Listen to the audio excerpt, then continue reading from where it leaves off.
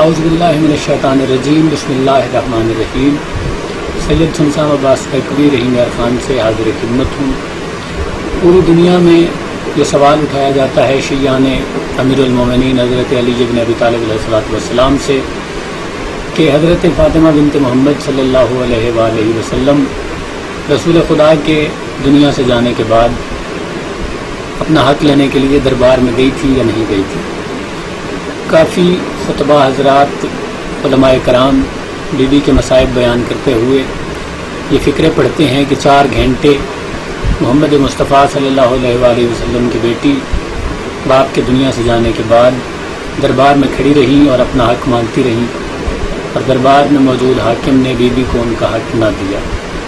یہ شیعہ سنی روایات موجود ہیں مسئلہ فدق پر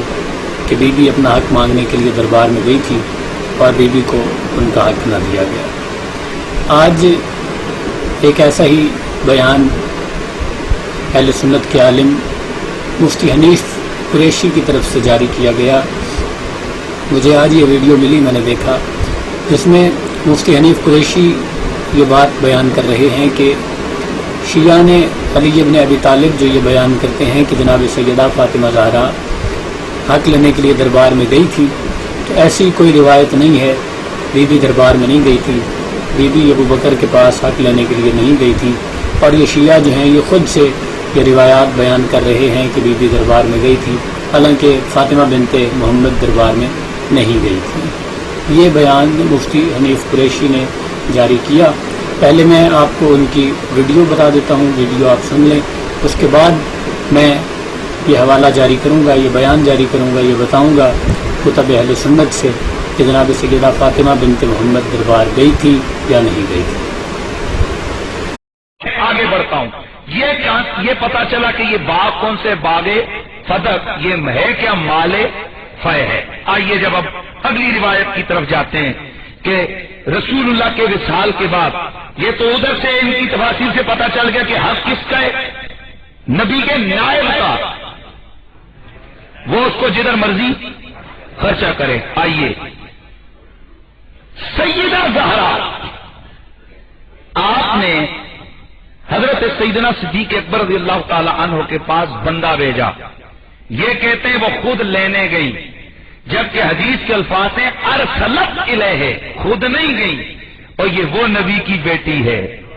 اور جس کے دروازے پر جبریل بھی دستک دے کے آتا ہے۔ یہ وہ آل محمد ہیں کہ جہاں فرشتے بھی آگے انتظار کرتے ہیں اجازت ہو تو اندر آئیں۔ آپ کو کیا خیال ہے کہ ایک مال لینے کے لیے سیدہ جناب جا کر درباروں میں کھڑی ہوتی ہے؟ ناظرین، آپ نے دیکھا کہ کس طرح مفتی حنیف قریشی نے اپنے بیان میں یہ بات کی کہ جناب سیدہ فاطمہ بنت محمد دربار میں نہیں گئی تھی، بلکہ انہوں نے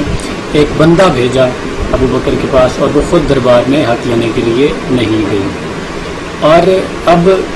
جو حوالہ میں آپ کے پاس لے کے آیا ہوں، اپنی کتاب سے نہیں، کتب اہل سنت، قرآن کے بعد اگر کسی کتاب کو مانا جاتا ہے تو وہ اہل سنت کے ہاں صحیح بخاری ہے،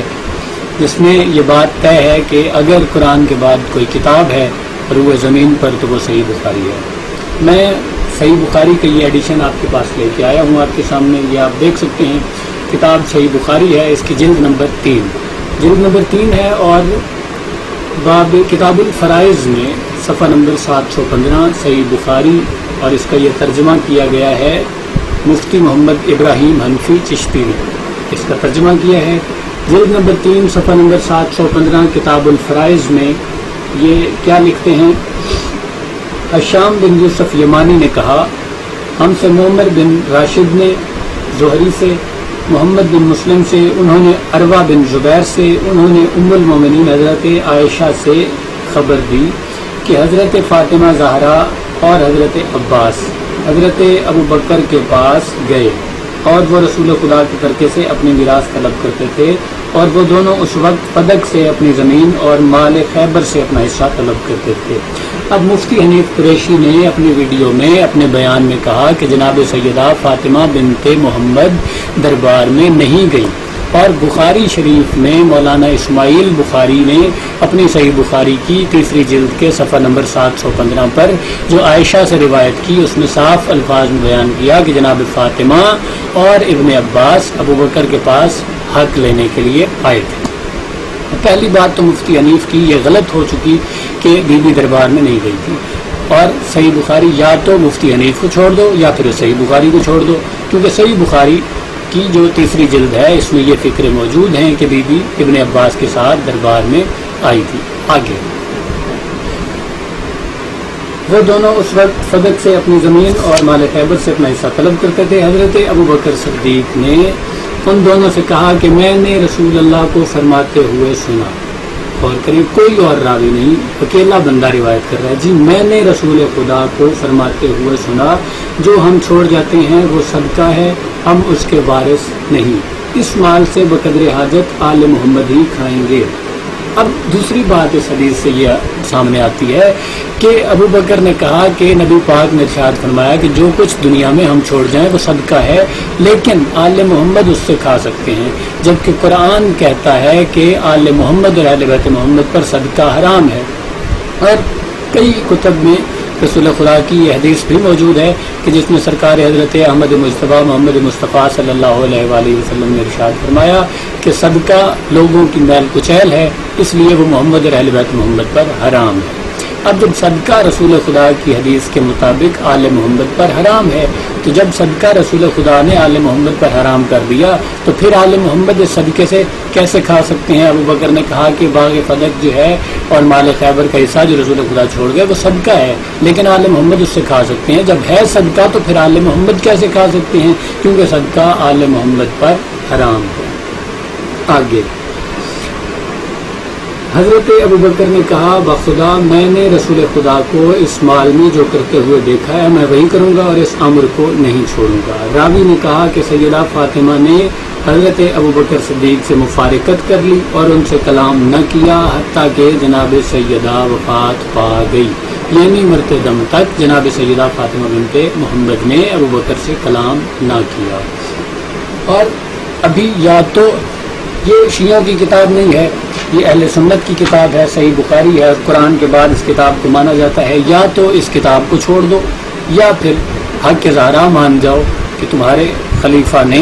جناب سیدہ کو حق نہیں دیا۔ اور یہ اب آپ لوگوں سے باتیں چھپا نہیں سکتے کہ جناب سیدہ نہیں گئی تھی یا جناب سیدہ نے بندہ بھیجا تھا یا بی بی کا حق بنتا نہیں تھا، کیونکہ یہ تمہاری کتابیں اب لوگوں کے موبائل میں موجود ہیں، لیپ ٹاپ میں موجود ہیں، کمپیوٹر میں موجود ہیں، پی ڈی ایف کاپیز موجود ہیں، لہٰذا اب آپ لوگوں سے حق نہیں چھپا سکتے۔ اور یہ میرے پاس ایک اور صحیح بخاری،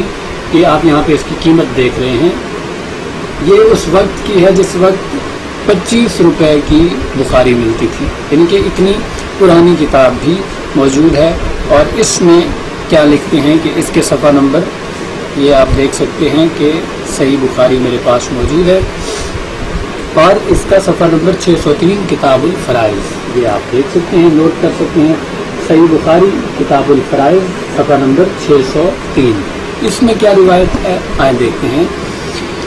عبداللہ بن محمد حشام محمد زہری عروہ عائشہ سے روایت کرتے ہیں، انہوں نے بیان کیا جناب فاطمہ اور ابن عباس حضرت ابو بکر کے پاس رسول خدا کے ترکے سے اپنی میراث مانگنے آئے، اور وہ دونوں اس وقت فدق کی زمین سے اور خیبر سے اپنا حصہ طلب کر رہے تھے۔ تو ان دونوں سے حضرت ابو بکر نے کہا کہ میں نے رسول خدا کو فرماتے ہوئے سنا کہ ہمارا کوئی وارث نہ ہوگا اور جو کچھ ہم چھوڑ جاتے ہیں وہ صدقہ ہے، صرف آل محمد اس مال سے کھائیں گے۔ ابو بکر نے کہا خدا کی قسم میں نے حضرت کو جو کام کرتے ہوئے جس طرح دیکھا میں اس کو نہیں چھوڑوں گا۔ چنانچہ حضرت فاطمہ زہرا نے حضرت ابو بکر سے ملنا جلنا چھوڑ دیا اور گفتگو چھوڑ دی، یہاں تک کہ جناب سیدہ فاطمہ بنت محمد وفات پا گئی۔ اور یہ بات پوری اہل سنت کی کتابوں سے طے ہے کہ جناب رسول خدا نے ارشاد فرمایا کہ فاطمہ میرا حصہ ہے، جس نے فاطمہ کو اذیت دی اس نے مجھے اذیت دی، جس نے فاطمہ کو غضبناک کیا اس نے مجھے غضبناک کیا، جس نے فاطمہ کو ناراض کیا اس نے مجھے ناراض کیا۔ اور ان دونوں کتابوں سے جو میں نے آپ کو روایات دکھائیں، ایک پہلی پرانی کتاب ہے، ایک آج کل جو چل رہی ہے وہ بھی موجود ہے، اور اس میں صاف واضح طور پر یہ بیان جاری ہے کہ حضرت فاطمہ نے موت تک قبر تک مرتے دم تک ابو بکر سے کلام نہ کیا، جس سے فاطمہ بنت محمد ناراض ہیں، اس سے کائنات کے عظیم نبی ناراض ہیں، اور جس سے حضرت محمد مصطفیٰ ناراض ہوں وہ کوئی بھی ہو سکتا ہے، رضی اللہ نہیں ہو سکتا ہے۔